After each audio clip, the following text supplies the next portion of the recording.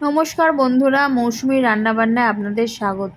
প্রথমেই কড়াইতে একটু সর্ষের তেল দিয়ে দেবো, তারপরে ইলিশ মাছের মধ্যে একটু নুন আর হলুদ দিয়ে দেবো। ইলিশ মাছটা একটু ছোট সাইজের ছিল, ওর মধ্যে একটু হলুদ আর নুন ভালো করে মাখিয়ে নেব। তেলটা একটু গরম হবে। আমি বানাচ্ছি ইলিশ মাছের তেল ঝাল, একটু হালকা করে তেল ঝাল বানাচ্ছি। প্রথমে মাছগুলো কড়াইতে দিয়ে দেবো। প্রথমবার স্ট্যান্ডে ভিডিও করেছি, স্ট্যান্ডটা দাঁড় করিয়ে, মানে কি বলবো, ভিডিওটা অতটা হয়তো ভালো হয়নি। আমি কোনোদিন করিনি নিজের আমার ভিডিও। আপনারাই জানাবেন কেমন হলো ভিডিওটা। একটু নাড়িয়ে টাড়িয়ে ফেলেছি ক্যামেরাগুলো। এবার মাছগুলো আস্তে আস্তে উল্টিয়ে পাল্টিয়ে নেব। খুব একটা কড়া করে ভাজার দরকার নেই, যেহেতু ইলিশ মাছ। হ্যাঁ, না ভাজলেও চলে, তাও মাছটা আমি একটু অল্প করে ভেজে নিয়েছি, যেহেতু ছোটো ছোটো ছিল মাছটা, ওই জন্য একটু অল্প করে ভেজে নিয়েছি।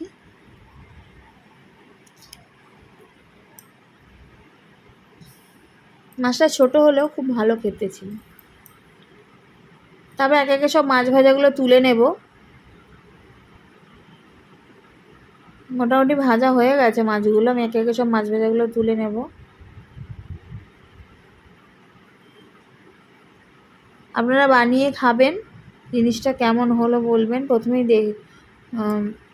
না, অনেকেও আবার তো কাটা মাছ বলে খেতে যায় না। বাদ বাকি মাছগুলো ভেজে নেব। দিয়ে দিলাম কড়াইতে মাছগুলো যে কটা ছিল, কিছুটা তেল ঢেলে নিলাম, আর অল্প তেল আমি ওই তেলই রেখে দিলাম। চিনি নিচ্ছি অল্প একটু নিয়ে, দিয়ে দিলাম তেলের মধ্যে।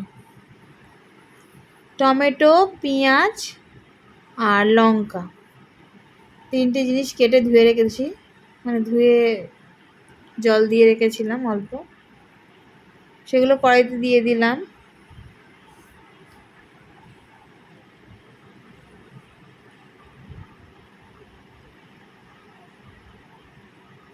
একটু নেড়ে চেড়ে নেব পেঁয়াজ লঙ্কা টমেটোটাকে। একটু আদা রসুন বেটে রেখেছিলাম জল দিয়ে, সেটা দিয়ে দিলাম। খুব একটা অনেক দিইনি, ইলিশ মাছে খুব একটা আদা রসুন দিতে লাগে না। হলুদ দিয়ে দিলাম,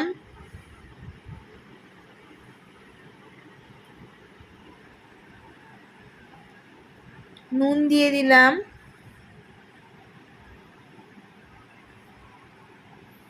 একটু লঙ্কা গুঁড়ো দিয়ে দেবো, কাশ্মীরি লঙ্কা গুঁড়ো। যেটা খায় ঝালও খেতে পারে, কাশ্মীরিও খেতে পারে, তাতে কোনো অসুবিধা নেই।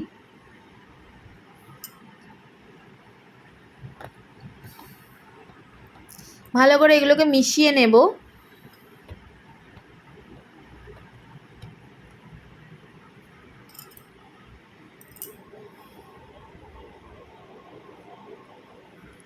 ভালো করে মিশিয়ে নেব। টমেটোগুলো একটুখানি ভেঙে ভেঙে দেবো।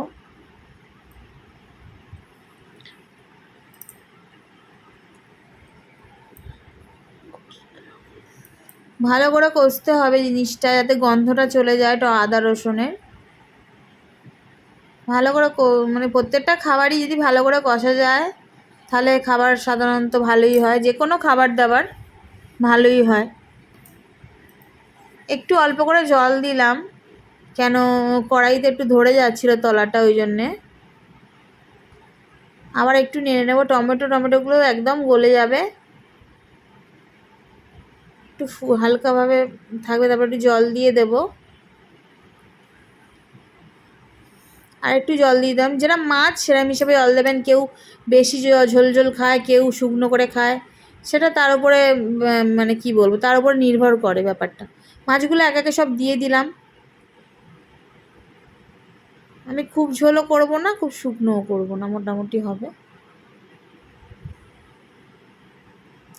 মাছগুলো একটু ভিজিয়ে দিলাম, মানে জলের মধ্যে ডুবিয়ে দিলাম। এবার ঢেকে দিলাম মাছটা, একটু ফুটুক। বেশিক্ষণ সময় লাগে না রান্নাটা করতে, যদি রেডি থাকে খুব তাড়াতাড়ি হয়ে যায়। মোটামুটি হয়ে গেছে। আপনারা করে কিন্তু খাবেন অবশ্যই, আর কমেন্ট করে জানাবেন খাবারটা কেমন। ভালো থাকবেন, সুস্থ থাকবেন, আর রান্নাটা অবশ্যই করে জানাবেন যে কেমন হলো। মাছগুলো একে একে তুলবো, মানে তোলার চেষ্টাও করছিলাম, কিন্তু পারছিলাম না জিনিসটা তুলতে, কেন জিনিস মানে গরম ছিল। এই আমার রেডি মাছের ঝাল। আপনারা করবেন, খাবেন, আর ভালো থাকবেন, সুস্থ থাকবেন। টাটা।